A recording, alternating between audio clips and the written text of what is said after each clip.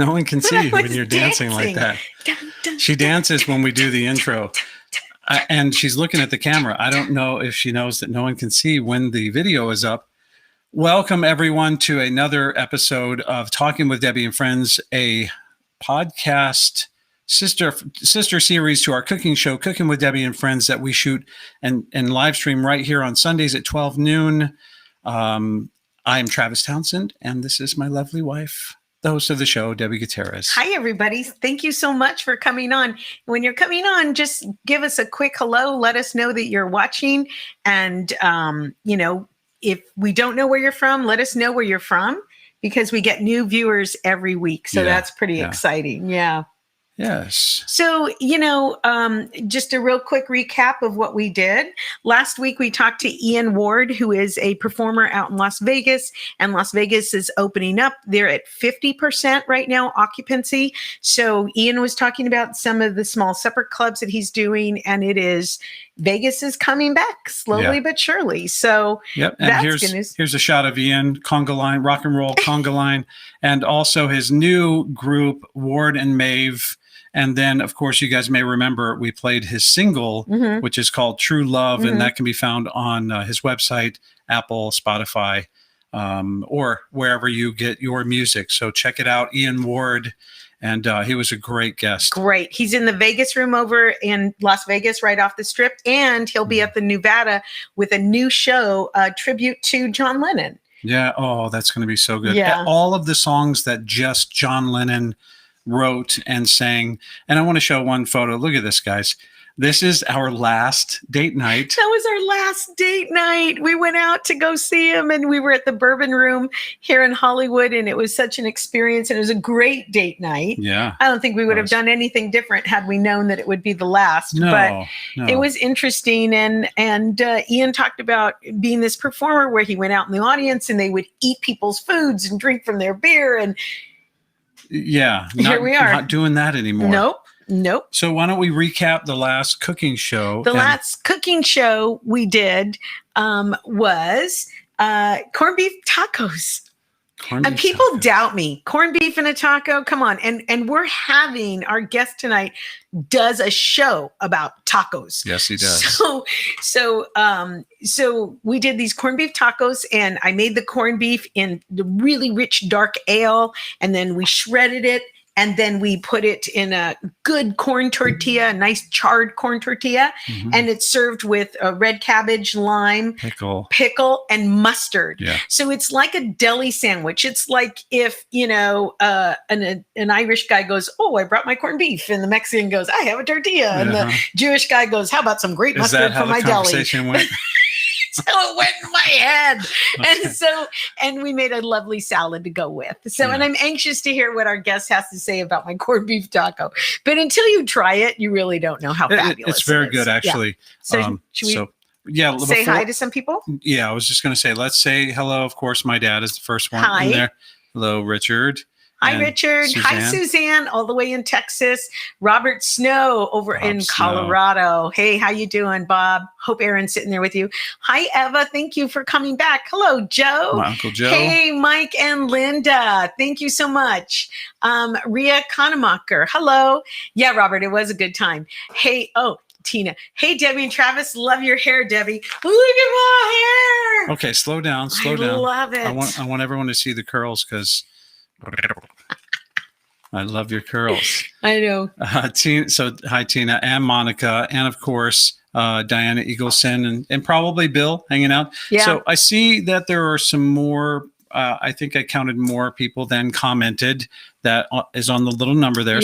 If you're on the show, we want to encourage you to say hello, but also, you guys interact with our guest because he's hilarious. He's got a lot of great insight from living life the way he does, with what he does in his personal life. In addition to that, he's just an amazing dude. So feel free to say hello to him and ask questions and interact during the show. Yeah, he would love that.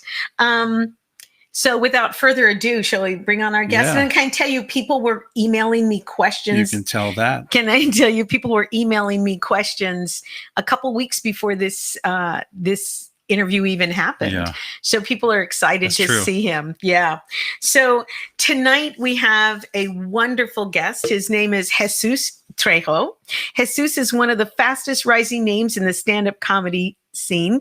He recently taped his first hour stand-up special, Stay at Home, Son, available on Showtime. There's no comma. There's no comma there. It's not stay at home, son. It's stay at home, son. Now I look my age. Here we go. I'm going to start over because he deserves it. Jesus is one of the fastest rising names in the stand-up comedy scene. He recently taped his first hour stand-up special, Stay at Home, Son, available on Showtime. He can be seen as the role of Mr. Trujillo on the Netflix series, Mr. Iglesias, featuring Gabriel Iglesias. And not only is Jesus a talented actor and comedian, he is also caretaker to his parents. In his act, Jesus is transparent about the challenges while at the same time providing levity about caring for his parents, which makes him an extremely relatable person and a fan favorite. You've seen him on James Corden. You've seen him on Jimmy Fallon. You can see him on Showtime, and you can see him on Netflix. Everybody put your hands together for Mr. Jesus Trejo. Yay! Hello, everybody. Hi, how are you? I'm doing great. How are you guys doing? We're good. You know, we always want to start off by hearing how you're doing.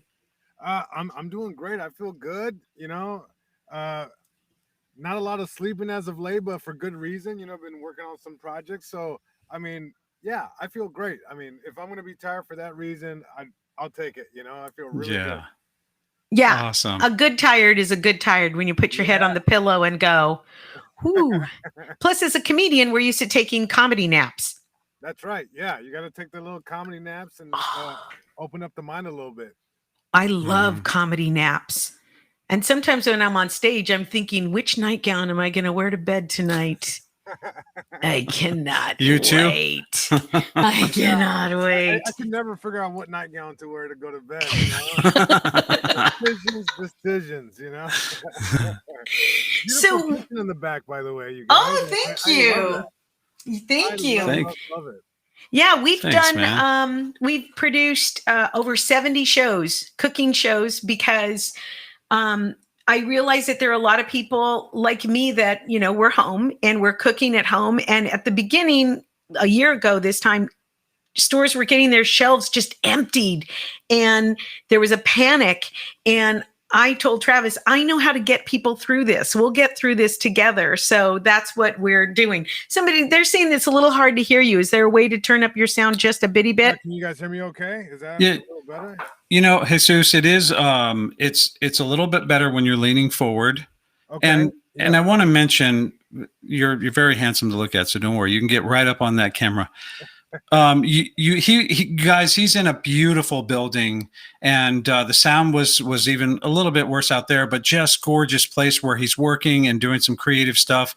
And then we stuck him in a gray box. So I apologize, but you sound much better. Okay. Yeah. Awesome. Yeah. Sorry about the sound, but yeah, you were saying about the cooking show. You did how many episodes so far? Over 70. That's amazing. Yeah. So we've had some real fun with it, and we feed neighbors. We feed people that are in need. We had a giant food drive. So just doing whatever we can to make this world a little more bearable for, you know, during COVID. So how are your folks during this time? Uh-oh. We lost your audio. Can you hear me now? There you are. I was saying my parents are good. You know, they're doing well. The pandemic was definitely tough on, I think, on everybody. And my parents did a good job. I give it to them. But yeah, they're doing good. We're all vaccinated up, the whole crew. You know, mom, dad got both vaccines. I got both vaccines. So the squad is good and healthy. Good. Awesome. How old are your parents? 75, 76 now. 75 and 76. And you're an only child. I am. Yeah. Only child between my parents, for sure. And a tall Mexican. Yeah, 6'3". You believe that? 6'3". We don't get Mexicans that big. Oh, they stopped making them in '86 for sure. A tall Mexican. Yeah. Oh my gosh. So are you touring?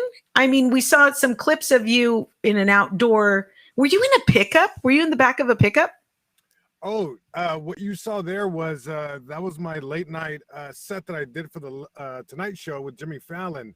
Yeah. And, you know, because of COVID and those circumstances, we weren't able to go to New York and do the traditional, you know, in studio deal. So I was able to record my set at a backyard show, a low key outside sets with you know, some friends of mine here in LA that put on these shows, and Paul Alaya and Matt Rife, you know, put on this great show. And I mean, I did it in the back of a pickup truck, which, you know, it was pretty cool. Like at first I was like, oh, like, you know, let's find a good spot to do it at. You know, they offered me, you know, some stage time on their show, and I said, why not? It would be really cool to see years down the line to look back and be like, oh, that was during the pandemic.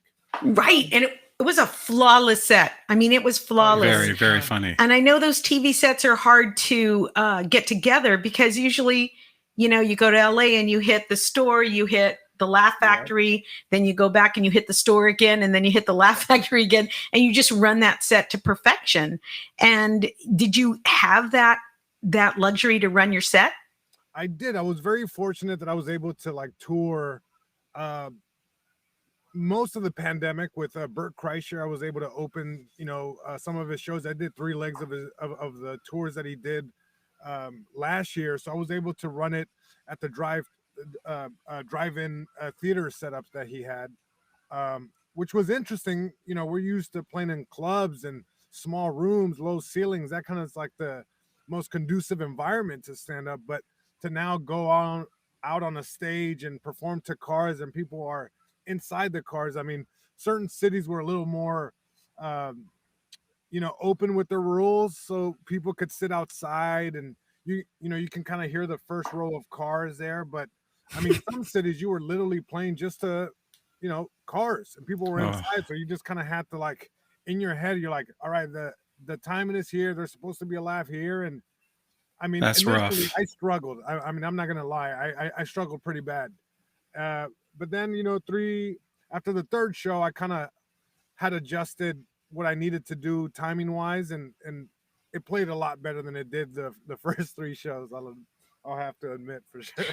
Yeah, I mean, but the comic that you were touring with, that was his brainchild to do something like this, and then Judy Marmel said, "Okay, let's make it happen," and bam, he started selling shows, and it's really great that he took you with him. Yeah, no, I was very, very grateful and fortunate to be able to tour during a time that most comedians weren't on the road. And I mean, there were very strict rules, you know. It's like with COVID, he wanted to make sure that everyone was safe, and there was no, like, you know, we just try to minimize.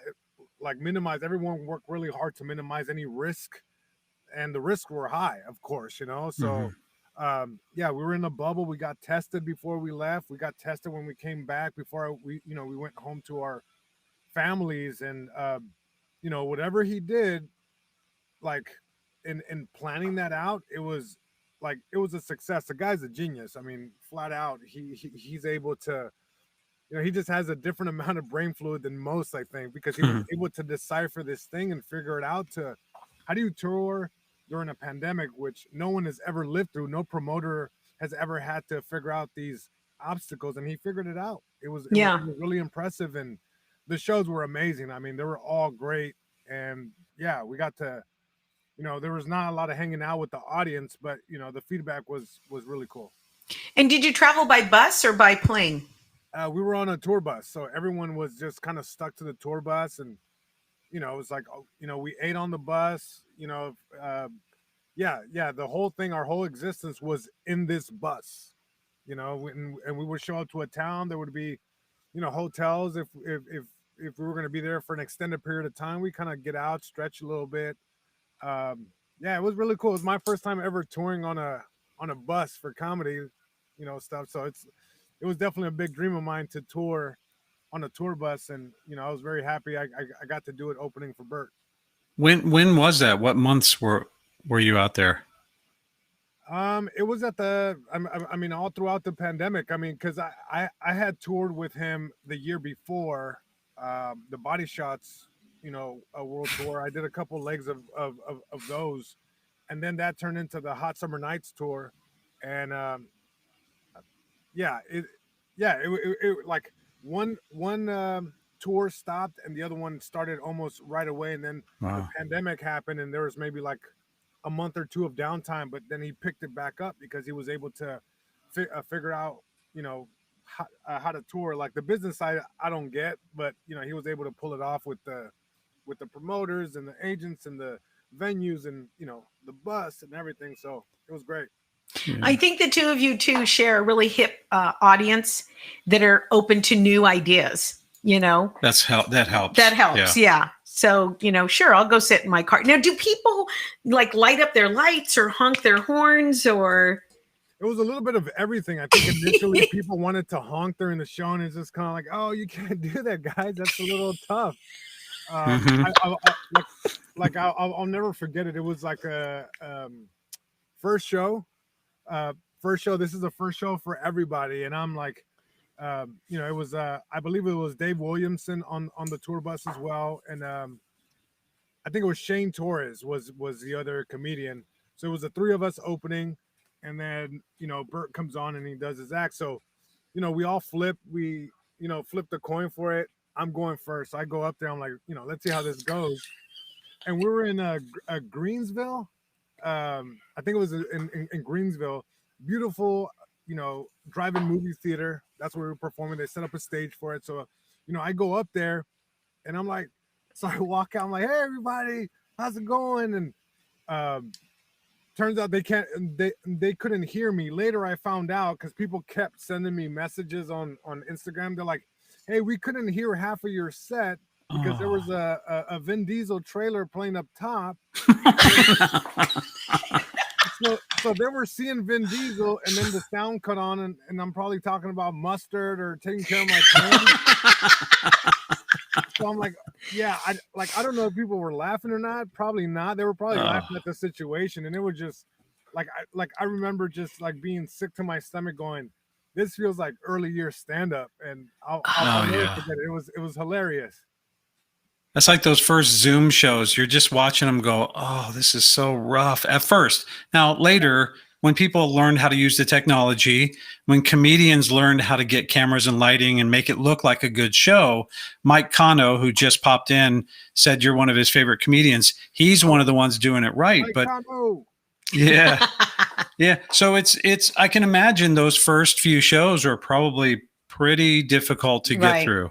They're difficult. I mean, even the Zoom shows, I remember I was a little opposed to them. I mean, I was a little hesitant to like do them, but you do one or two and you're like, oh, I get what this is. You realize what needs to happen. Like you said, the lighting, the positioning of it, and just know that like the technical side of it, you're probably going to have, 10 to 15 laughers on that Zoom thing, and everyone else is muted, because if not, the sound is not going to let you do the thing. So, every setting almost kind of has the most conducive version of what that is. It just, because it's new, it's taken some time to find what that is. So Right. And you were hitting on something here about it's new. Zoom was new. And Ed Conover, he's the manager over at Brad Garrett's club in Las Vegas. And Ed posted something on Instagram where he said, if you didn't find your hustle in 2020, you don't have it. And I think there were a lot of comics that sat back and went, well, I guess I just wait until the world opens up. But, we had people like Brent who took this big tour and took you guys with it and says, let's go figure this out. And, us with the cooking show. And Mike Cano and Ian Bagg. There's a lot of people that just didn't sit around and wait for the world to open up again. They're hustling that comedy. Yeah, I think. Now we can hear you loud. You came it's in nice. loud and clear. Oh, really? Yeah, what'd you push? That's beautiful, dude. whatever you did. I've been messing with the settings the whole time. It just didn't make any sense that it was just so low. So I could see the thing. So I'm almost gonna step back because it was being the audio was being blown out now. Perfect. Thank you. So we're talking about how we figured out Zoom. Yeah. Figured out Zoom. It took a whole year and 4 months for me. It's like I think last year was a year that we all were trying to figure out what our hustle was going to be, whether it was just, you couldn't do stand up, until a few months in where people started taking these risks. Just writing, and I think everyone had enough time to kind of do the things that they always wanted to do and couldn't get a chance to do. Mm-hmm. So our excuses, I think, for a lot of us were eliminated, and it became go time. You say you want to write the thing, write it, So I was able to introduce new pots to the stove, I think, last year. And this year, I think I'm excited to be able to capitalize on some of these. So it's been cool. It was a learning experience on time management, I think, most importantly. Well, how so? Like, you have too much time, or do you find that time gets away from you even though you're at home? You have to make time for it. It's like you almost have to like prioritize and figure out what's important. It's like, to me, I think there's a lot of branches and facets to this business, and I haven't been doing it for long. I don't think I have. It's like how long have you been doing it? Let's see. I started when I was 20, and then I'm 34 now, so going on 15 years, 14. That's a good seasoned comic. Yeah, you're not new, man. I mean, I definitely feel new. It's like I. Is it because I'm old? No. You're not old. It's a thing where I think you can't lose that. It's like I still feel like the comic, dropping the name in the bucket, trying to get 3 minutes of stage time and buying a beer so I can go on stage. Mm-hmm. So it's like, it's just the approach, I think, and how I've approached things. So, going back to what we were talking about last year is like, I sat there and wrote, and some of it will never see the light of day, those projects, and some of them had wings, and some of them had wings, and then they kind of crashed up against the wall kind of thing, and that's okay. But yeah, it really kind of sparked a different fuel. So for me, it's a little different. I'll say this, that, I've always lived in like Long Beach or in the South Bay. So for me, I was never a comic that lived in LA. I had to commute. Mm-hmm. And, I had this thing where I started thinking about it. It's like, man, so it takes me on average anywhere from like an hour, say, and a half to 2 hours of commute one way. So roughly it's anywhere from 3 to 4 hours a day that I'm commuting. I'm like, with the pandemic, I didn't have to go anywhere. Right. So essentially, I gained 20 hours a week. You see what I'm saying? So 4 hours, 5 days a week, that's 20 hours, maybe even more, because, weekend gigs. So it's like, what can I do with that? And, I did a deep dive on books and, whatever I can get my hands on. What's on your nightstand now, book-wise? I'm reading the brand new David Sedaris book. Oh my gosh, he's amazing. David, man, he is a guy who I can talk all things David all day, just because he's so brilliant. And if that dude, I would love to see him attempt an hour special. Like, it would just think like he could do it. He could totally do it. Like his attention to detail, his story structure, like he captivates people on page. Like I find myself laughing out loud as I'm reading pages. I take a breather just to kind of slap the table, go like, oh man, he's spitting right now, man. Yeah. And if you ever listen to him narrate one of his own books, it's even better because he's just the inflection, all of that stuff that you kind of get lost if you're reading it yourself. Do you listen to any of his books? 100%. And you know what it is? Like I don't know if he sees it that way, but I feel like the more people have gotten to know who David is, like David Sedaris, like you almost read any new text or anything that he writes, you read it in his voice now, so it pops even more because you know who he is a little more. it's so good. Like I hear that kind of specific, kind of delicate, scrutinizing voice in my head, kind of thing. You know, it's so perfect. But yeah, it's like I listen to his stuff. I even saw the course that he did on the master class. Website.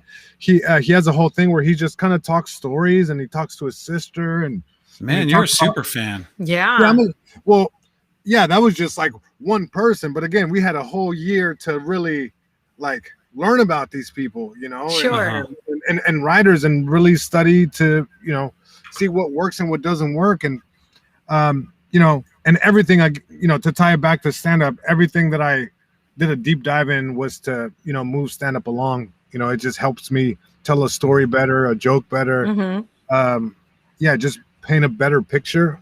Good for you, Jesus. So yeah, I just used, you know, last year to beef up my arsenal of you know, just things that I can use in this business, and also, you know, make sure that my parents were taken care of. That was tough. We're gonna get into that. I do have a question from an audience member who is a writer, and he asked if you had any books that inspired the most jokes, mostly biographies, only books on comedians. So what do you read?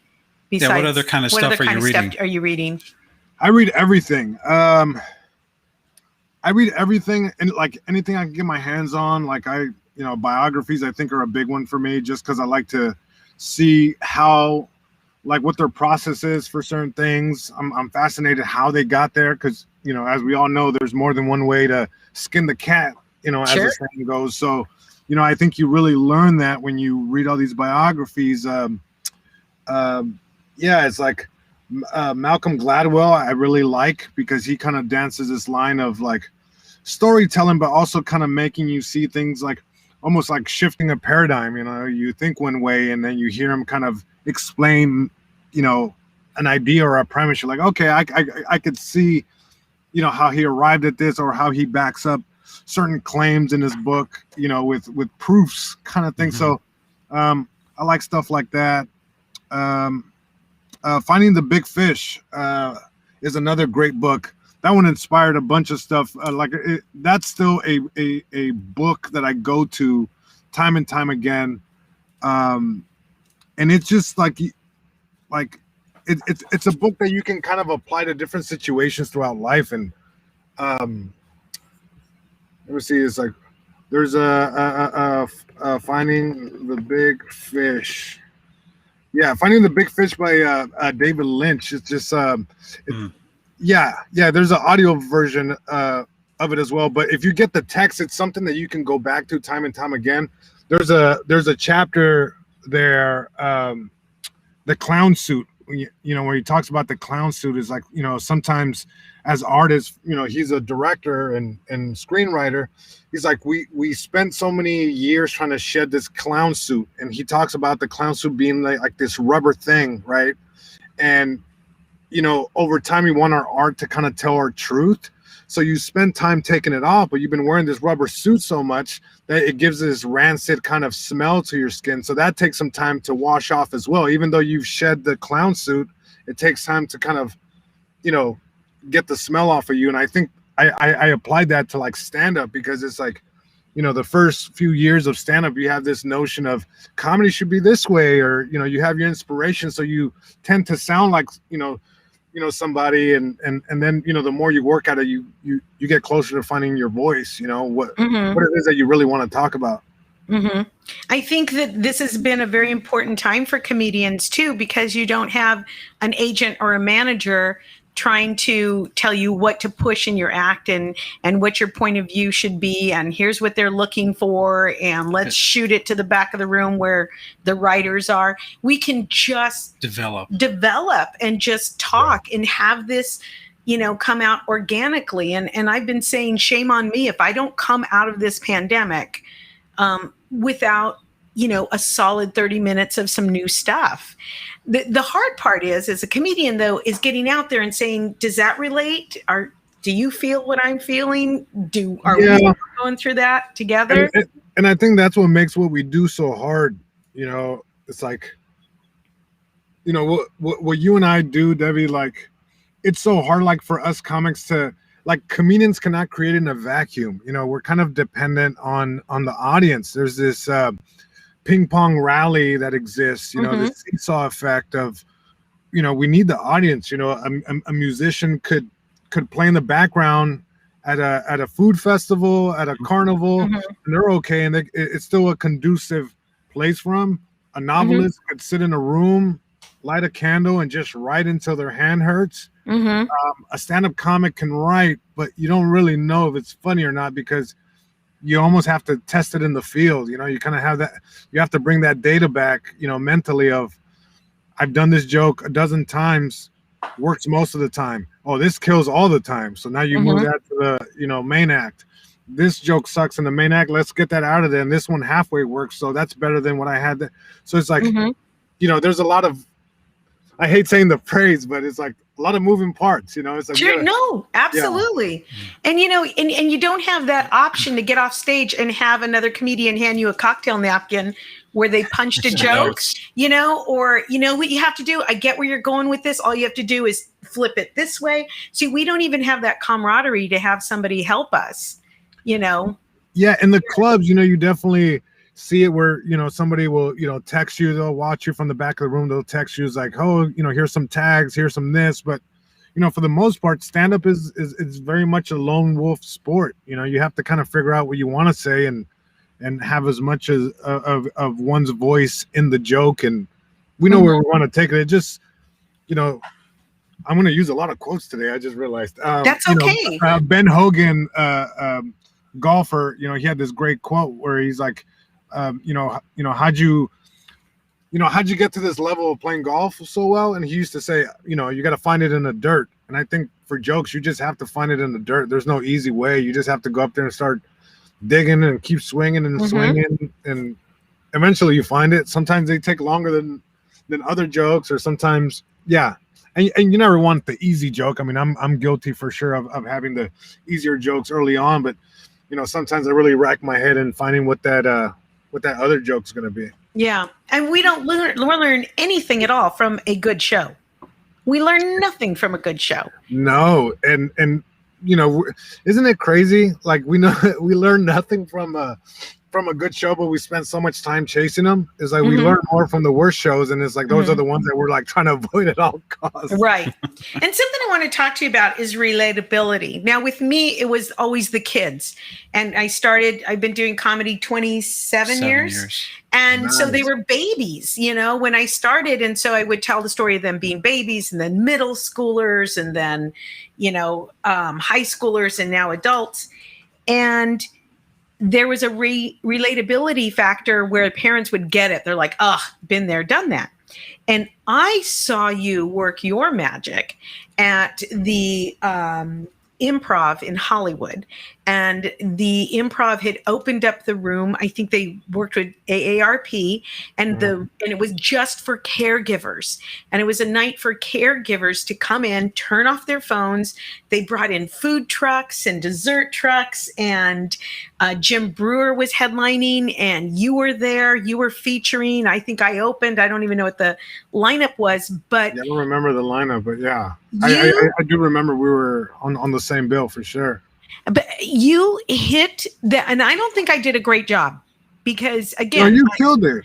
What makes you think you don't did a great job? I think because when I saw you and Jim talking about a subject that I had never considered, and that is taking care of parents who are aging, or some of those caretakers were taking care of, you know, spouses who had like Alzheimer's, or they were, you know, physically bound in other ways. But I had never seen comics take the stage and talk about that experience. And you just were just so grateful that you had captured their experience their voice. You captured their voice. So can you tell us a little bit about your experience taking care of your mom and your dad?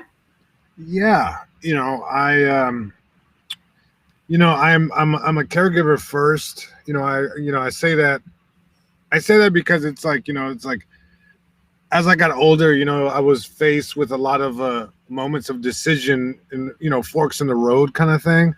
and you have to decide between career and whatever, everything out there that life sends your way. You almost have to decide that between that and family. And I was taught by my parents that family comes first. And my parents have always been kind of sickly, and I've assumed the role of caregiver from a very young age, and it wasn't in like the way that I do it now, but helping my parents like translate from a very young age. And even though I was born and raised here in Long Beach, like I didn't have command of the English language till around 5th grade, I would say.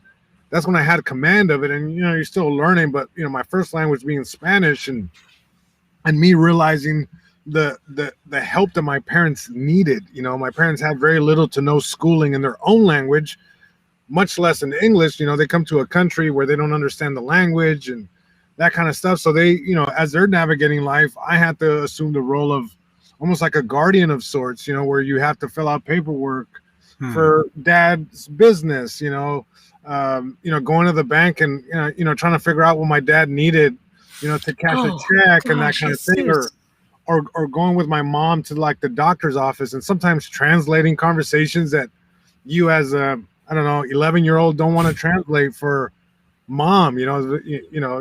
She's going to the doctor's office and having very private conversations, and I'm the one translating, and I'm going, damn. Yeah. But, it is what it is. I'm not, I don't say it to like complain or anything. It's just what it was. And, the role as a caregiver definitely evolves as you get older, because now there's legitimate health issues that are coming into play. And and then, eventually, the roles reverse, and that's a big basis of my stand-up, the roles reverse. Anything you can think of.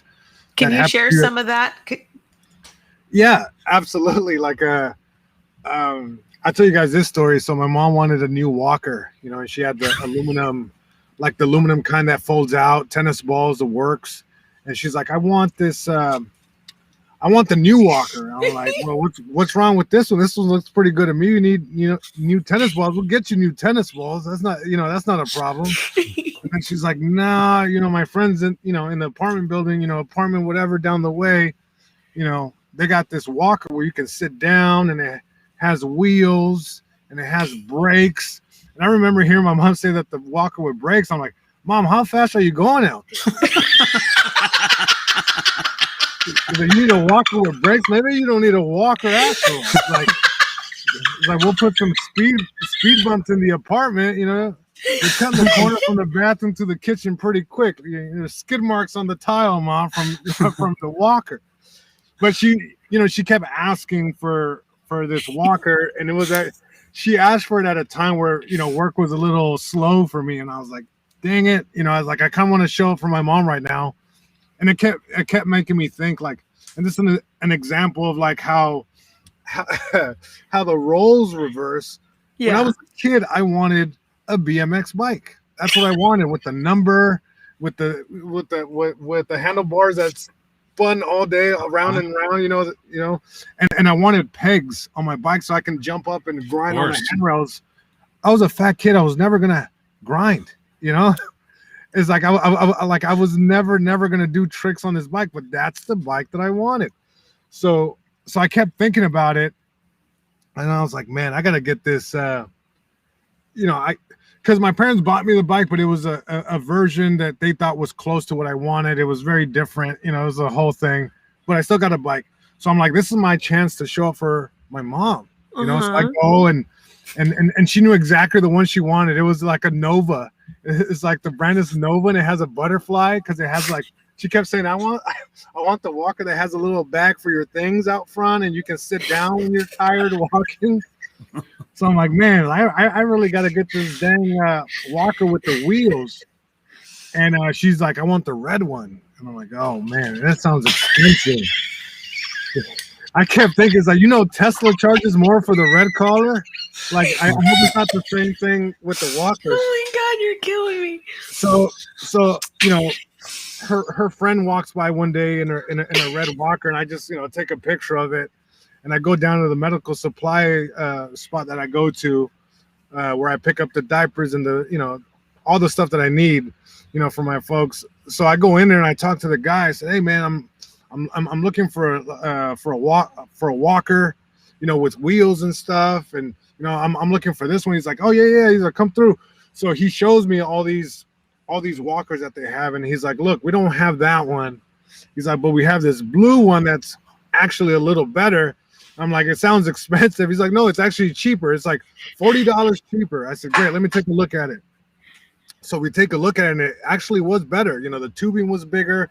And then he told me, he was trying to really sell me on this thing. He's like, the wheels on this walker take air. I'm like, we need that because we might go, into the grass, might go off-roading, and mom's going to need some air in the wheels. So now I have this dang walker, brakes, air in the wheels, fold out. I feel really good about myself, Yeah. And so I go home and I finish putting it together. Most of it's already put together. You just kind of finish, the handles, that kind of thing. So I go, Mom, come out here, So she comes out, bringing out her walker with the tennis balls, and she's just kind of looking at me. I'm like, Mom, what'd you think? And she just still looking at me. Oh. I'm like, I got you the walker. And she's just silent, and my heart just drops. I'm like, is this the wrong one? I'm like, it's actually better than the one you told me to get. She's like, I wanted the red one. I'm like, all right. Well. And I was like, well, I got this cool one. It has brakes, and it has, it's Nova, same brand. Air in the tires. It's got the butterfly. And then she was like, and she picked up on it. We were having the same moment we had 20 years before, Sure. With the bicycle. And she picked up on it. I picked up on it, and I go, Mom, you don't like it? She's like, no. I'm like, you know what you are right now, Mom? It's like, you're ungrateful is what you are, because it's something that she told me as a kid. She's like, ungrateful. And that's when I told my mom to stop. I said, Mom, do you realize what I'm doing? She's like, what are you doing? She's like, I'm trying to give you all the stuff my parents never gave me as a kid, all right? Like, I'm trying to show up for you. And she started laughing. And she's like, I'm kidding. I like it. I'm like, you do? She's like, no, but if I say it, then you're going to start crying. So it's fine. But, the table's turning. That's just like a simple example of the table's turning. And, there's never a shortage of places where I can pull comedy from. And, Sure. The reality of it is that some days are better than others, and we definitely have days of struggle and all that stuff that go along with it, but it's great. I feel very fortunate to be able to show up for my parents in that way, and just show a little bit of support. And we should say you're an only child, so it's all on you. Nobody to delegate those responsibilities to. You kind of just take the responsibilities by the horns, and you just you just hope to stay on the bull as long as possible. Yeah. How have they been handling COVID? I mean, they're both vaccinated now. They got, they're fully vaccinated, both of them. And I mean, but it's been a year, right? I mean, how was that year before vaccination? Was it hard to explain to them? I know with my mom, it's almost like she forgets. Like, so why don't you come over and do this? I'm like, Mom, quarantine. And my sister is the one that's the on point person because, only one sibling should really be in her bubble. Mm-hmm. And so my mom kind of forgets like that there's COVID out there. So she still wants me to, she still wants to go to the store and go look at the fabric and go visit with her friends. So did you have anything like that with your parents? 100%. It's like, I say this in my act as well, where it's like at a certain age, your parents turn into kids, and it's so hard to make them understand certain things. Not at the height of pandemic, but because things were closed down at that point. I remember there was a couple months back, maybe late in the year, when there was like, hey, they opened up barbershops and beauty salons and that kind of thing. Everyone had the long hair, everyone had the gray hair, it's just what it was. It's just we were all going through the same thing. And I was trying to explain to my mom, it's okay. It's just us. I come back one day, and she's sitting at the table. Oh God! Just looking off into the distance, and I'm like, "Mom, did you get your hair done and your nails?" Was she giving you the side view like this? No, she was just looking out into the infinity and beyond. She was just, as I walk in, she's like, I mean, the most adorable woman you've ever seen in your life, just sitting there. As you walk in, you just see the shine in the hair, and you see like the light bulb hit the nail, just ping. And I must have thrown my beanie 2 apartment buildings over. I just couldn't believe it. I was just, because I've been going out of my way for a whole year, making sure that they stay healthy. Is like, hey, if they're able, if they get this thing, I just can't imagine what the consequences are going to be. That's not something I want to even entertain in my head. So I've worked so hard to keep them healthy, only to come back and see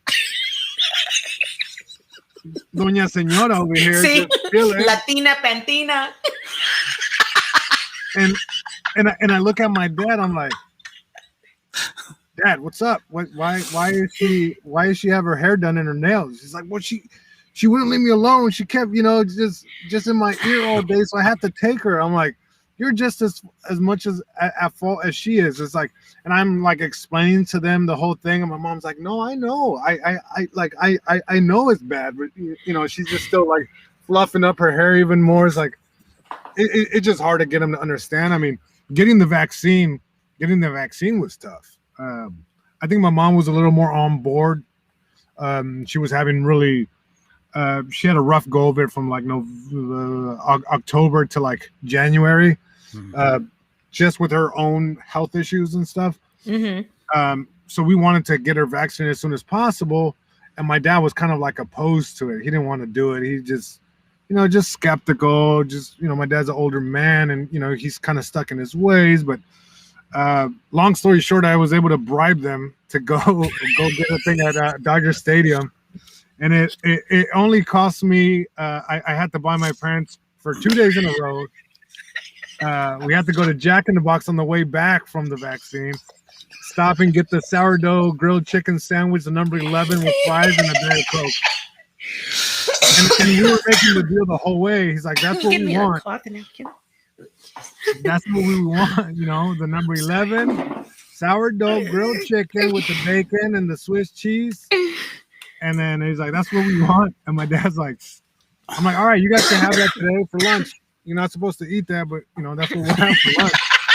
And then he's like, oh, no, not today. Today and tomorrow. I said, all right. So they knew the number? They knew the number of the combo? That's the only one they get. That's the only one they're allowed to get. I don't let them eat fast food. I don't let them eat fast food, but if they're going to eat one, it better be the number 11. If there's any other number on that receipt, yeah, there's going to be no soap operas tonight. You got to. Oh my gosh! You gotta come down hard on them. No, I'm playing. I'm telling you, I don't know. Can you read some of the comments that are coming up? People are just loving this. A couple people said, ungrateful, love it. Those walkers with the wheels and the seat are the best. Oh, they are the best because you just, it's like I have a different lens now. So it's like when I'm walking through the street, it's almost like, people my age will be walking down the street and see somebody like, oh, those are the Jordan 5s. Oh, in blue. It's like, oh, wow, you got the Nova here, Nova Walker with the wheel. Okay, yeah. It's like, oh, those are the new brake pads, huh? I see what's going on over there. So yeah, it's like the best is seeing elderly people in those walkers because they're really cool. If you think about it, you get tired before. It's like you just have to stand there, kind of thing. But if you're tired, you turn around, sit down, just chill. So those things are great. Oh my gosh, people are they're so relating to you. Jesus is so relatable. What a great guest. Oh my God, I'm relating right now. You guys for Mike Bill Reed said, I thought the bribe was going to be the red walker. Oh no, the one she got is just fine. You know, as my mom would say, that one works. What's wrong with it? Oh my gosh. We had people send in questions because they knew that you were coming, and feel free to handle them with levity or, Totally, yeah. or, be as honest as you want, because I think people are just looking for places to say, we're kind of in a bubble. And unless we see a newscast with a story about something specific, we don't realize that other people are going through stuff. And so they have questions. What do you find most difficult in the care of an elderly parent? Do you step back or move forward in those challenging times? That's a great question. Every situation kind of warrants a different way of handling it. There's some times where you have to kind of step back, and then sometimes where you just have to kind of move forward with it, just for the sake of whatever's at hand. But yeah, it's tough. It's tough. And the reason it's tough is because usually caregivers, caregivers come, and there's a spectrum of caregivers. And, I happen to fall on the side of, caring for elderly people specifically, who are, at this point you can say disabled and stuff like that. But you have to, I think the challenge here is a power struggle. There's this tug of war that exists. It's like they're your parents at the end of the day, but you also know what's right and what's wrong for their health. So getting them to understand that, I think sometimes is where the real challenge lies. And obviously not overstepping any boundaries where it's like, I don't want to disrespect my parents, but I also like, how do I become stern enough to where I'm like fast food is always a issue. And I mean, I get it. I'm a big fan of fast food, but it's like, you can't eat that every day. And it's so hard because it's like, these are conversations you had as a kid where your parents says you can't have, I don't know, pancakes every day, pancakes, bacon, and eggs every day. And now you're having that equivalent conversation with your mom going, you can't have this every day. It's like the reason we're in this position is because, our eating habits weren't the best, for so long. So let's try to find a happy medium. So it's like having those conversations, I think, are the real challenge, and everything else is just, the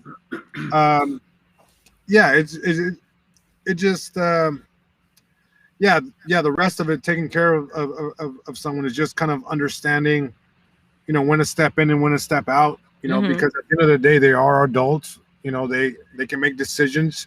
You almost lay out the rules, just a friendly reminder of, if you do this, this is going to happen. If you eat this is going to happen. Yeah. If you go, over there, this could happen. And then you almost have to wait again because they're going to ask again. You remind them again and say, it's up to you now. I laid it out, and you still have to keep an eye on them, even though you're seeing them do like not the right thing. You keep an eye on them, and you have to step in at some point. But there are roles in which you're just like, all right, I explained it, and you just have to be respectful at that point. And Did you go through any sort of training when you really stepped into more of a caretaker role, or was this just experiential knowledge? Experience. I mean, I'm my mother cared for some family members that were ill, so I kind of saw what she did. But also reading. I mean, it's almost like becoming a new parent.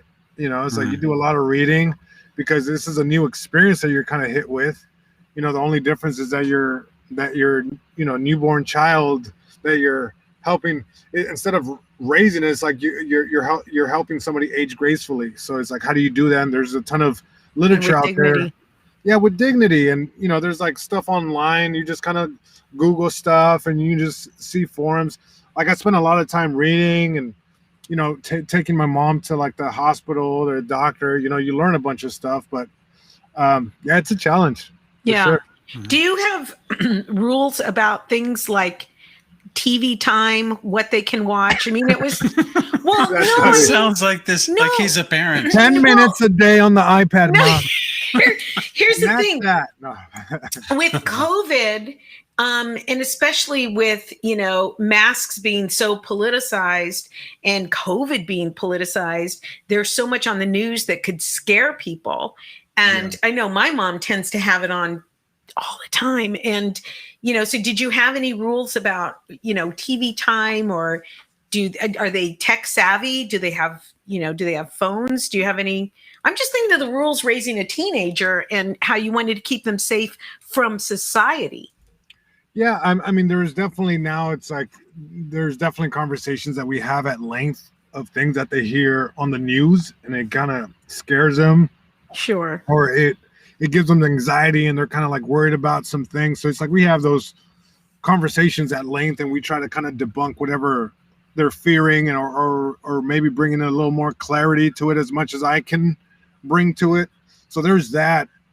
Yeah, sometimes it's like, how about we go listen to music or that kind of thing. I think my mom's more into music than she is watching the TV. Like the TV, that's she true. Was never like she'll see the morning stuff, like the Spanish kind of, good morning type shows in Spanish, where there's like an ensemble and they're having conversations and there's raffles, and it's a little more upbeat. And I think she recognized that she gets benefit from it.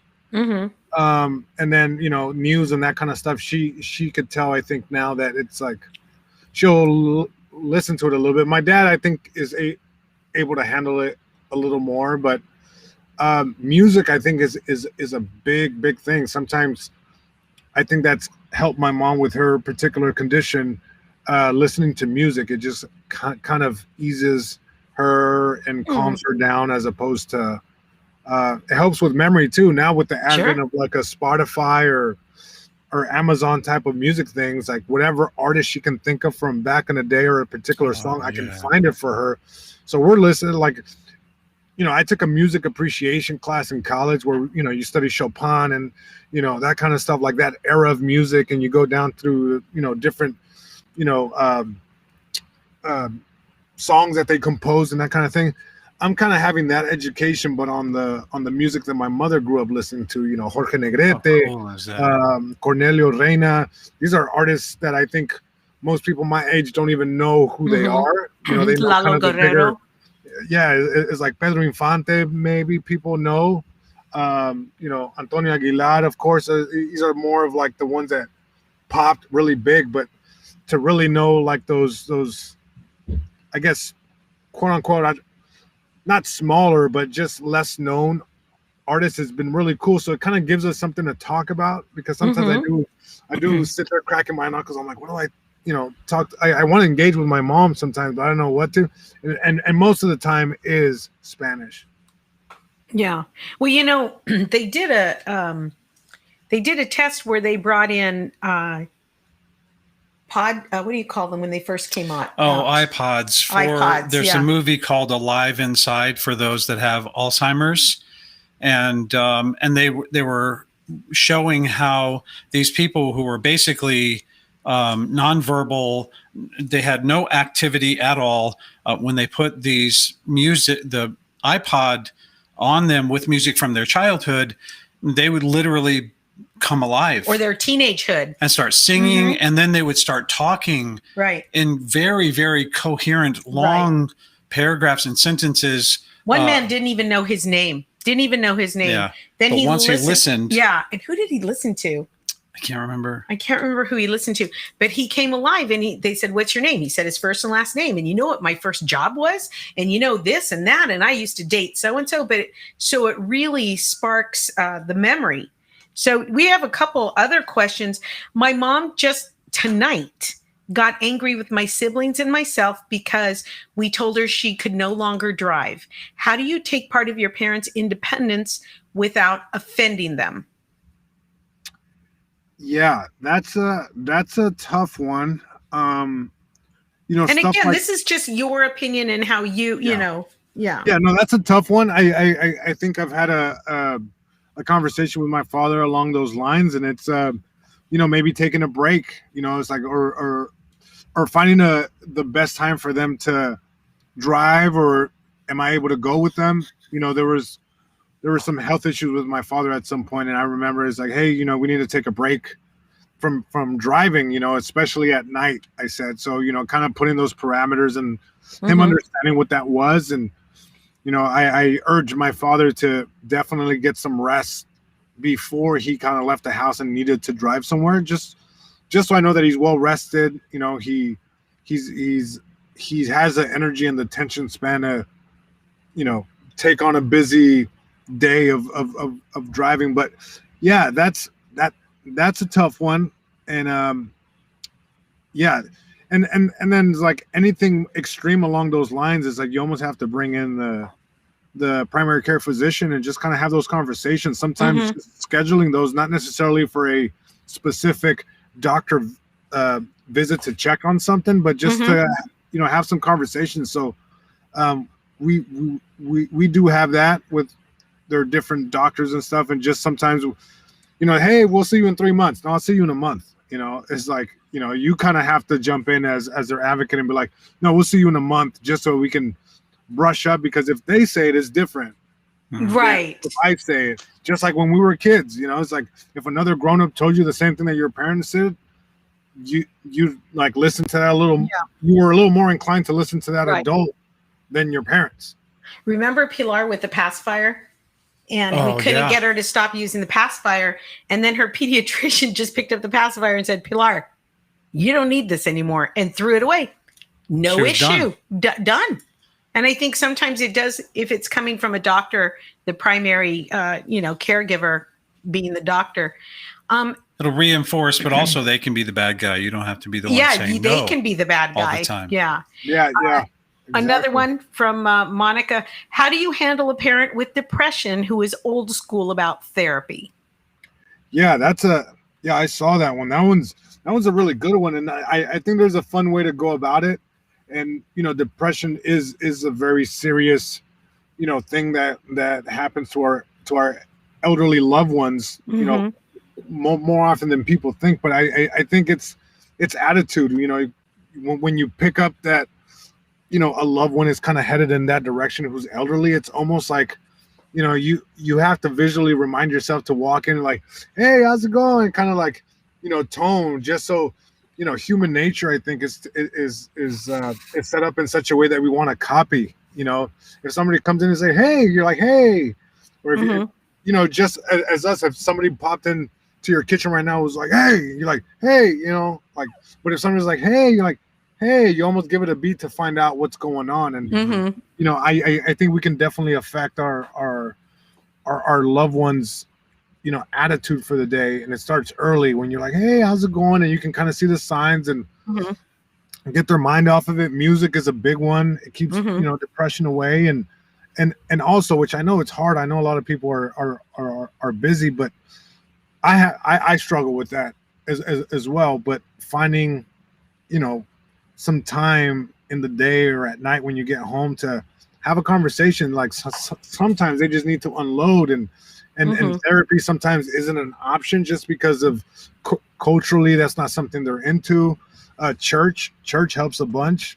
It's almost like a therapy, session of sorts for them to have a conversation with whatever they believe in. If it's God, the universe, or whatever their specific belief is. It's like encouraged to, for them to tap in to that a little more. Meditation, if meditation helps, but prayer in whatever religion they practice is like, prayer is a form of meditation. It's repetitive. It makes you, take your mind off of whatever is at hand and kind of focus on a repetitive thing. It's a basis of meditation. Not until you said what you just said about just engaging with them, and how you said, I'm guilty of it. I don't always have it in me, maybe at the end of a long day.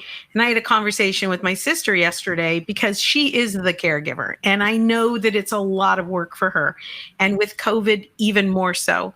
And I keep asking her, what can I do? What can I do? In my mind, I'm thinking, oh, I'll make you dinner and bring it over for your family, or do grocery shopping for you. But last night she just said, just call her. Just call her. That's all you need to do, is just call her. Even if she's saying the same things over and over, even if it's the same complaints, maybe you can get her to talk about something different. And I didn't realize how much that would help my sister take care of my mom. Yeah. And it's sometimes a phone call, people don't understand what it does to an elderly family member. It's like the impact that you could, put on somebody by just giving them a phone call. Huge. Yeah. And I see it with my mom and son. And the cool thing too is like, it also, because I'm in the home and I can hear my mom having that conversation with whoever's talking to her, we can sometimes have a conversation about the conversation. It's like, oh, how they doing? They're doing great. And it's so even in the background, as I'm like doing some stuff, folding laundry or, making myself a plate to eat or, whatever task that we're doing at home, you can kind of have that conversation. It's like, oh, really? And that spawns something else. So, that's something I learned a few years ago, you could say, but it's like now our conversations are, oh, tell me about this. It's like, things that I know that my mom just really lights up about. Wow. So these are just, great advice. Like, she would talk about like, she used to ride horses. My mother used to ride horses, and my mom, when she was little, my grandparents didn't have the means. I think to kind of have like a proper saddle, for the horse. But she said that she would just jump on the dang horse and ride him, just grab it by the hair. And we're back. And then she would get yelled at by my grandfather. So there's some funny stories that I kind of like. Oh, tell me the thing, because if they want to repeat a story, it's like there's some really cool ones that will cheer them up. So it's like, tell me the thing about the horse again. What was the horse's name again? Even if you know the answers to it, it's just you end up laughing. It's like a set. You already know your mom's or your loved one's set. You're like, yeah. Oh, tell me the story about when, like when you let the horses out on accident or whatever, or that kind of thing. And she's like, well, and then she'll get into it. It's the best. I was just thinking that when you said it's like a set, because when you were starting to talk about some of the stuff that you talk about on stage, I was thinking to myself, I don't care how many times I hear this guy say this.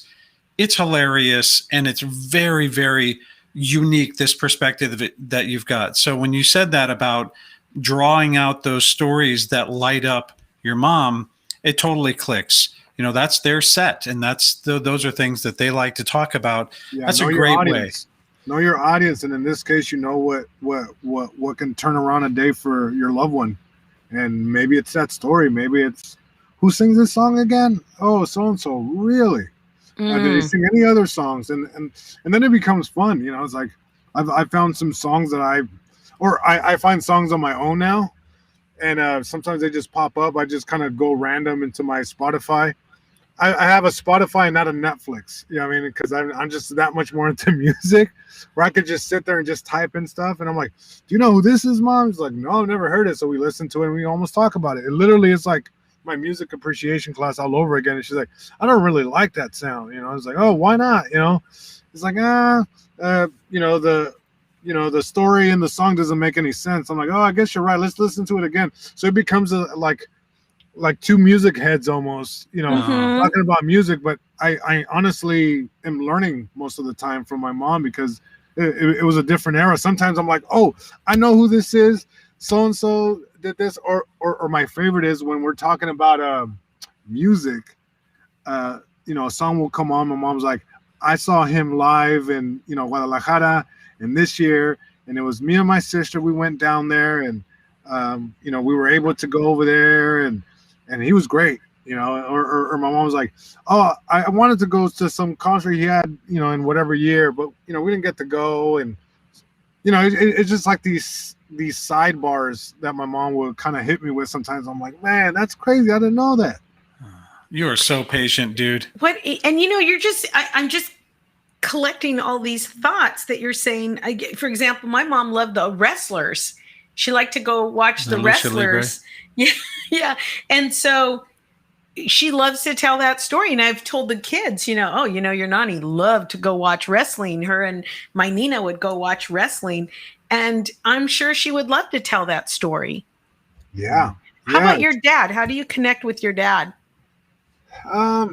With my dad, it's always like work stuff. You know, he's a very much you know, I spent years working with my dad too. You know, as a kid, that was a big part of my upbringing.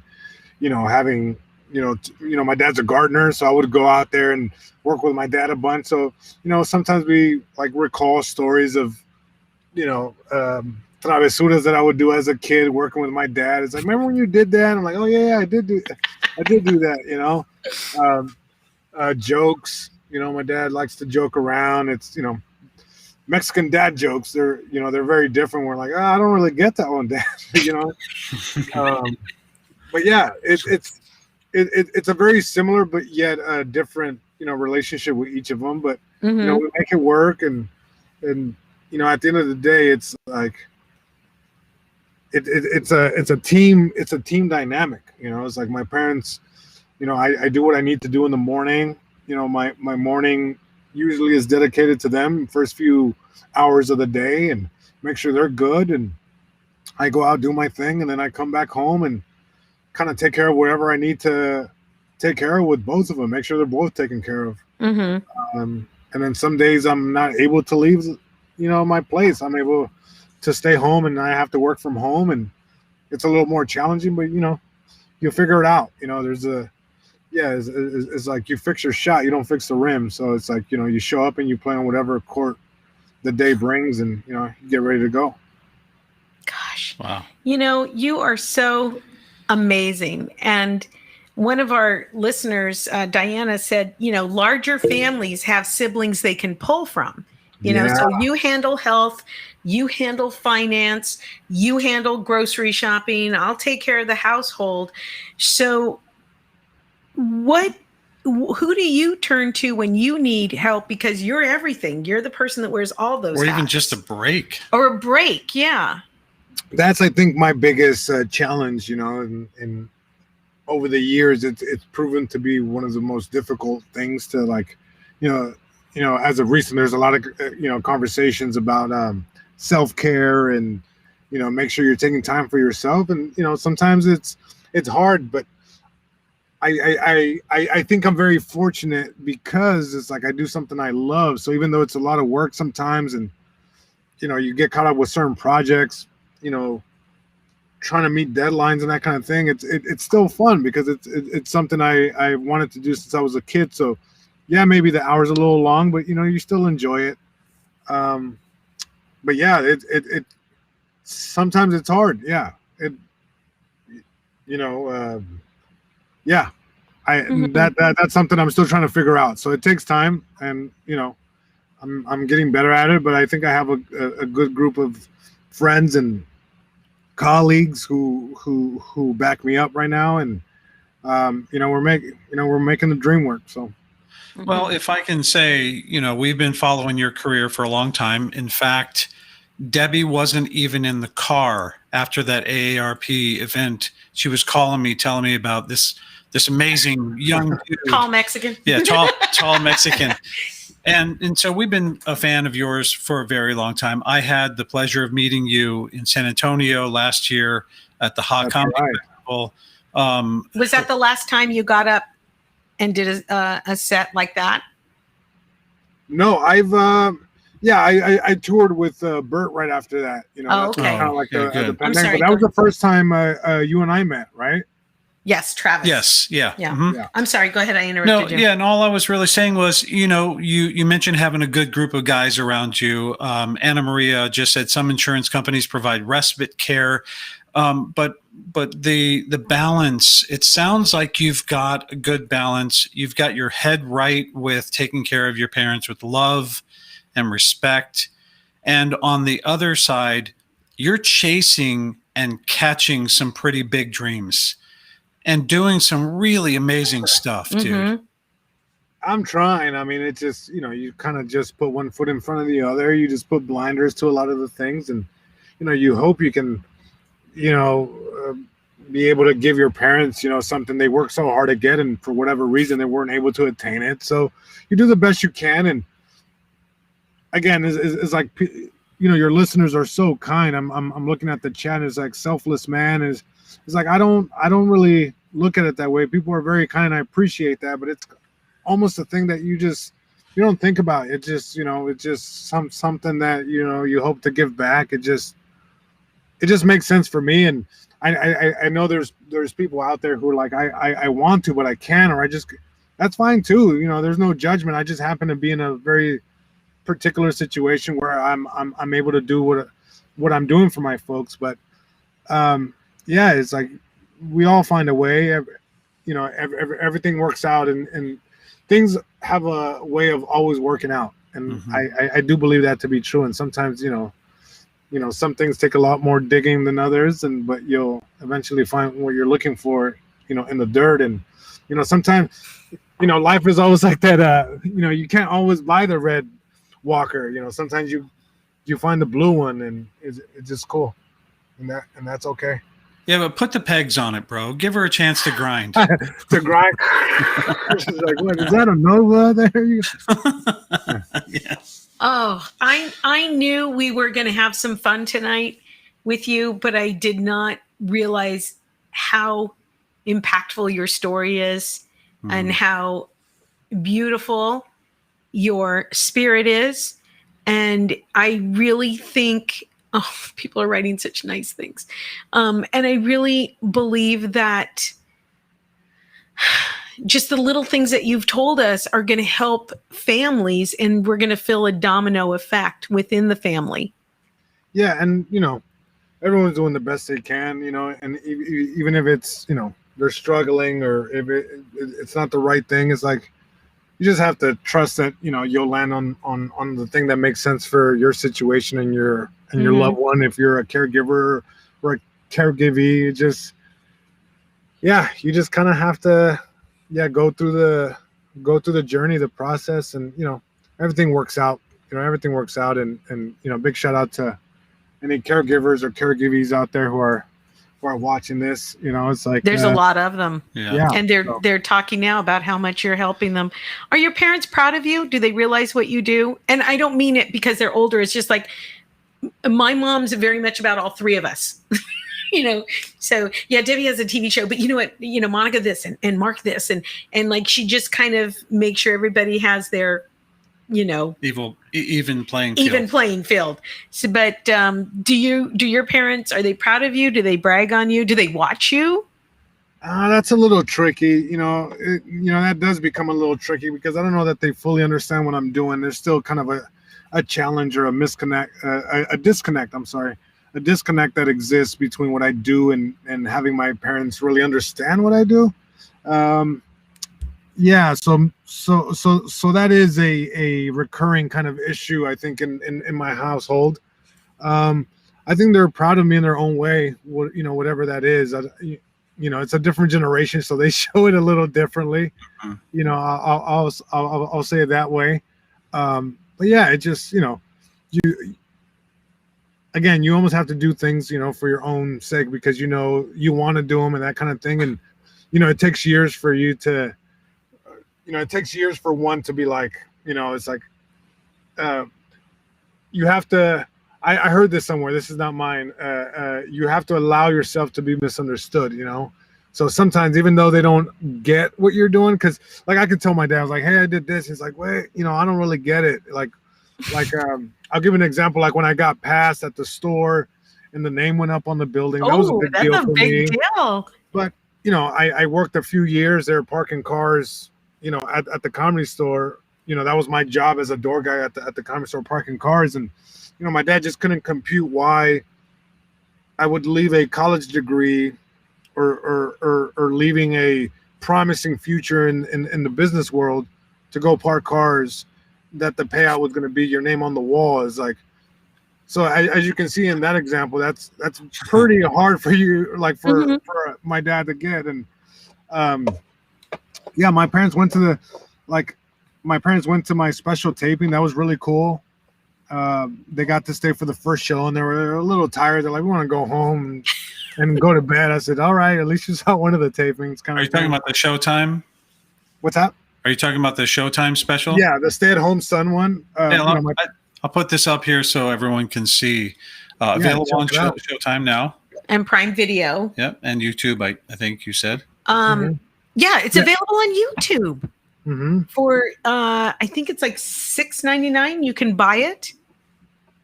Yeah, it's out there. All the streaming services. It was a like a worldwide release late last year. So yeah, so you can go check that out. But I was saying it's like I had the privilege of having my parents there that night, and they got to see the set, and they got to see what I was working on for. It was like a whole year of like pre-production, getting the set right, touring, and coming down here to the offices to make sure that, I could put everything up on the whiteboard and see where everything was. It was a lot of work, and for them to go see like, the space that I picked out, the production, the camera crew, a bunch of my peers and friends and family came out to see, and they were really excited. And it's like my dad and my mom were backstage. My pops put a number on that craft services. I'll tell you what. There's a picture that I have as they're leaving.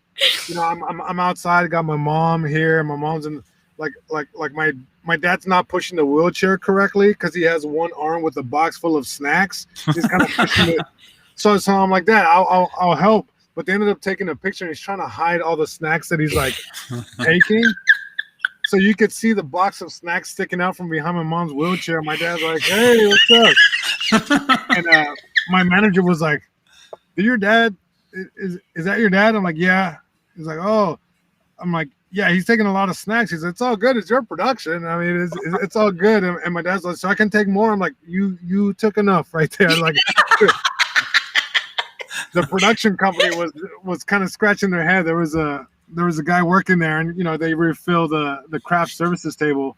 Craft services, for people who don't know, it's where there's water, there's beverages, the snack bar. Yeah, I'm sorry. Go ahead. Yeah, and I could see one of the people working there just kind of scratching their head, going, your dad's taking all the snacks. But yeah, it's good. It's like they're proud, and they understand what I do in their own way, and it's good. I did not know what I was. I mean, like I said, I'm honored to work with you. I thought what you did at the Improv that night in front of caregivers was, I haven't seen anybody hit an audience with so much relatability and compassion, and the way that you did the meet and greet with them. Such a gentleman, listening to all their stories. I just hadn't seen anybody connect like that. And just am so proud of all the work that you're doing. And you're on Gabe's show. You have your own show, Tacos Con Todo. Con Todo. Yeah. Yep. Where you go around. There you are with Gabe trying the tacos. Yeah, that's the Taco Loco in Long Beach, where Gabriel grew up very close to that taco shop, and I grew up right up the street from that same taco spot. So the Tacos Con Todo show has been really great. We were able to do 2 seasons, and it was really cool to explore all these great restaurants in LA and talk shop with comics. Hopefully there's a 3rd season. COVID kind of changed everything production wise, so it does make it a little tricky for that type of show, being in the field and that kind of stuff. So hopefully there's a 3rd season. Is that show, I know the first season you had a lot of comedians on, and if you guys are Seinfeld fans, it's kind of like comedians in cars getting coffee, but very hilarious comedians with Jesus going into these amazing taquerias. But you guys are talking about how they're made, and it's really kind of like a really deep dive into each one of these very unique places where you're eating too, right? Yeah, we do a deep dive, and we get to learn the family story of like, the family recipe, and, each restaurant is different. So it was a really great time. And, people could go watch the 1st and 2nd season now on YouTube on the First We Feast channel. There's 12 episodes, so you guys can check them out. They're about 10 minutes long, and super fun, and might give you some ideas of different food spots you guys can hit if you guys go out to eat. Yeah, I'm putting up your contact information on the lower third here. If you go to JesusTrejo.com, you can watch the first 6 episodes of Tacos Con Todo.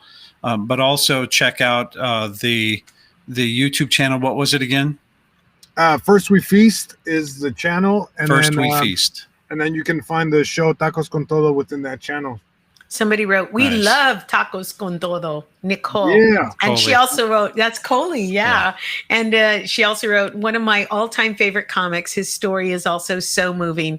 Also another person that is kind of in the throes of caregiving. I mean, once you start opening the door and looking inside, there are so many people who are responsible for caring for their families. And tonight, I think you've given us some really just practical, impactful things to do. And just a different perspective on caring for those that need constant love and patience. Yeah, thank you guys for inviting me on this on this episode. It was a really fun one to be able to kind of talk caregiving. You know, it's like in the like podcasts that I do, caregiving definitely comes up, but this was really cool to be able to, get a little more in depth and, to kind of address your audience's, questions. And it's, thank you for letting me, be able to explore that out loud with you guys and share our experiences. And I think a lot of people out there, are in the same position that I am right now. And, the thing with caregiving is that over time, responsibility only increases. And, so it's like, there's a lot of learning along the way. And I'm fortunate that I'm able to do it, that I have the health, the time and the patience for it, and we're all doing the best we can, even if you don't have the patience or, I could always use more patience. Sure. There's always things we could have more of, but if you're trying, that's half the battle. So, I really am moved and appreciative for you guys inviting me, tonight to have this conversation. It was funny and we got serious and then we laughed. And, there was some. So, Travis had to go get me a napkin out of the cupboard because I was starting. Oh my! I was laughing. She was laughing so hard. Started to choke. If people want to check out the special, you can go on Showtime, Amazon. You can download the special there. Check out my website, JesusTrejo.com. I got some shows coming up. Hopefully soon. The calendar will be updated really soon, either tonight or tomorrow. So check that out. And Tacos con Todo, and check out my Instagram. All the links are on my website. And again, I can't thank you guys enough. This was really cool. This was really pleasant. Thank you guys so much. We're going to keep you the pleasure was ours. We'd like to ask you one more little thing, and that is Travis and I wrote a book called Conversation Starters. And it was because the kids would come home and we go, what'd you learn at school today? Nothing. Or he'd walk in, what did you do at work today? Nothing. And so we wrote a book about conversation starters, just little, little fun, whimsical things. And on our show, on our podcast, we do a couple conversation starters and then we play a game called Would You Rather. Takes about 3 minutes. Would you like to play? Yeah. Let's do it. Yeah. He's got it. Let's do it. Oh, you got a heart out? He's looking at the time. You got a heart out? Yeah. Okay. We've got him round in a little gray box. That's true. You got to be sweating by now. Are we going to do Would You Rather and what? No, let's do a conversation starter. Okay. If you could quarantine with anybody in your little pod, dead or alive, who would you invite 2 people to come quarantine with you? Ooh, that's a great one. Anyone from history, got anyone that you admire, respect, love. Ooh. Good one, huh? A really good one. Yeah, no, that's phenomenal. If I can quarantine with 2 people, dead or alive, from any time in history, who would it be? Now, you know what? While he's thinking about that, I wonder, can he also choose someone that his mom and dad could quarantine with? Sure, he can do whatever he wants. So they would be with you together. Yeah, you'd all be together. Okay, so I'm actually gonna pick 2 people based on who my mom would pick and who my dad would pick. I just have them pick.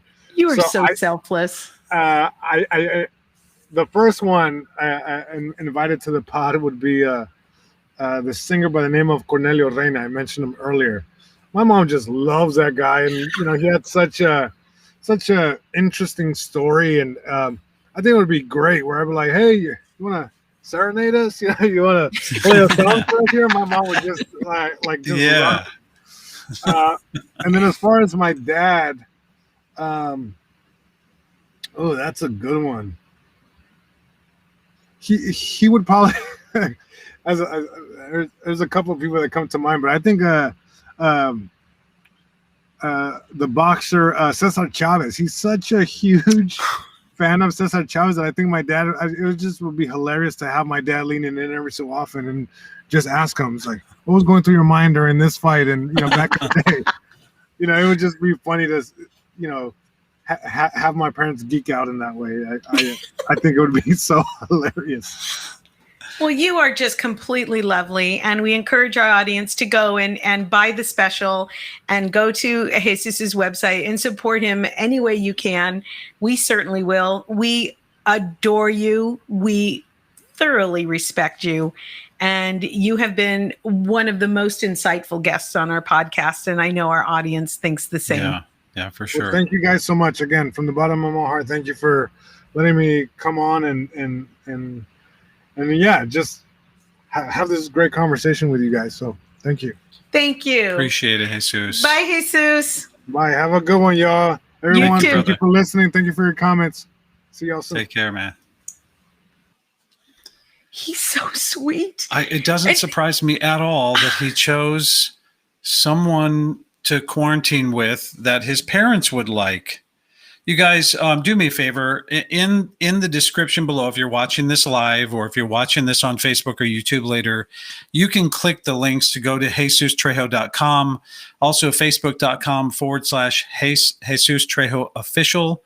YouTube.com/the Jesus Trejo. That's Trejo. And then Twitter.com/Jesus Trejo. You guys follow him, go there, and we want to make sure that he gets a lot of views on this special. We watched some clips from it earlier. Jesus Trejo, Stay at Home Son. And also, if you get a chance, not if you get a chance, you definitely got to check this one out. Tacos con Todo is a series. You can watch the first 6 episodes on his website, and it's on YouTube. You got to check this out because not only is it hilarious, but you're going to see some delicious food being cooked and eaten, and just amazing work from this really, really wonderful, amazing guy. What a great human being. Yeah. What a great human being. Yeah. I am just so proud to call him friend. Yeah, for sure. And awesome. And just an inspiration, especially for those of us who have been in the throes of caretaking either for kids or family members for a while. It's just very fresh to hear such a beautiful, inspiring, and patient, I keep saying patient, perspective on what he does. Because you guys remember, he's doing this with 2 elderly parents while chasing and obtaining some goals. That's why we want to throw some extra energy, some extra light and love towards Jesus to help support him in his career, because he's really out there doing it under some pretty stressful conditions. Yeah. Well, thank you so much, you guys. Thank you for supporting Jesus. Thank you for supporting us.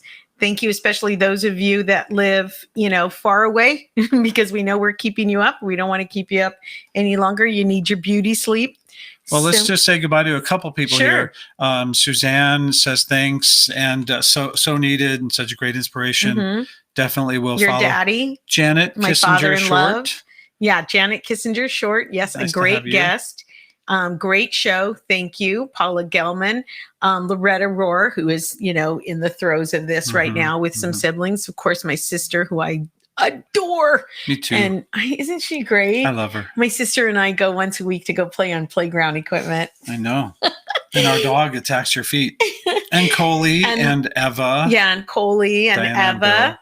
And BG, who also, is a caretaker. And it's just so hard. It's just so hard. And I'm so glad that you guys listened tonight. Yeah. Yeah. And for those of you that we didn't mention, you may be further up in the chat section there. Thank you for being a part of this show. We want to remind you all that we do cook at 12 noon Pacific Standard Time, right in the kitchen behind us every Sunday. And then this show streams to Facebook and YouTube every Tuesday night at 7 p.m. And then you can find us on our website, cookingwithdebbieandfriends.com, on Instagram, Cooking with Debbie, YouTube and Facebook, of course. And then after we put the audio on Spotify, Apple, and wherever you get your podcasts. So with that, please click the like button, share, and tell your friends about the show. We'd love to have you come back. Would love it. Yeah. Bye, everybody. Bye.